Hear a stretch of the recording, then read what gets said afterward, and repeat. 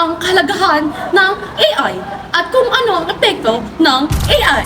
AI o AI! Bago ang lahat, ano nga ang AI? Ang AI ay nangangahulugang Artificial Intelligence o Artificial na Katalinuhan.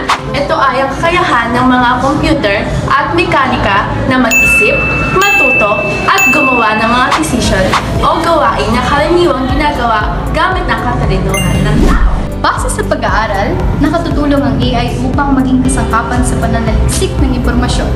Karamihan ng mga tao ngayon ay gumagamit ng AI chatbot o ilan sa mga halimbawa nito ay mga sikat na ChatGPT, Dola at Gemini. Ginagamit ito ng karamihan upang magtanong at magpalawak ng kanilang kaalaman sa iba't ibang paksa. Ngunit kahit na nakakapagpadali ito ng buhay ng bawat isa, ang paggamit nito ay may kaakibat ng mga epekto lalo na sa ating kalikasan.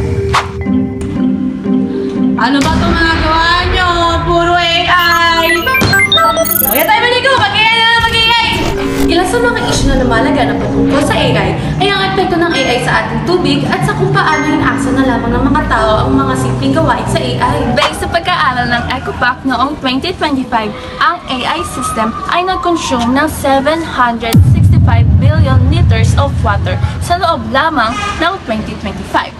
Mas malaki ito sa total global consumption of bottled water sa sinabing taon. Well, someone asked, paano nga ba gumagamit ng tubig ang mga AI? Halika, alamin natin. Ang AI o ang mga chatbots ay hindi direktang gumagamit ng tubig, ngunit ang mga AI bots na ito ay gumagana sa pamamagitan ng isang data center.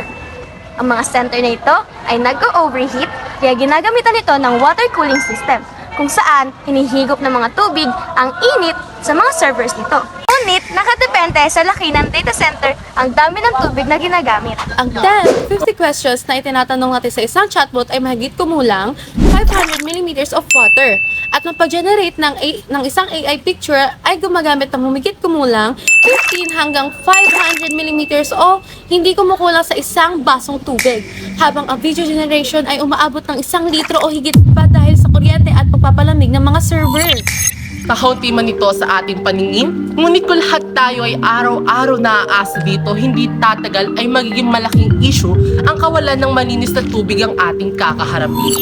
Isa pa sa mga apekto ng paggamit ng AI ay maaaring makalusot ang isang estudyante sa isang taktang aralin, ngunit hindi niya lubos na nauunawaan kung paano siya umabot sa konklusyon.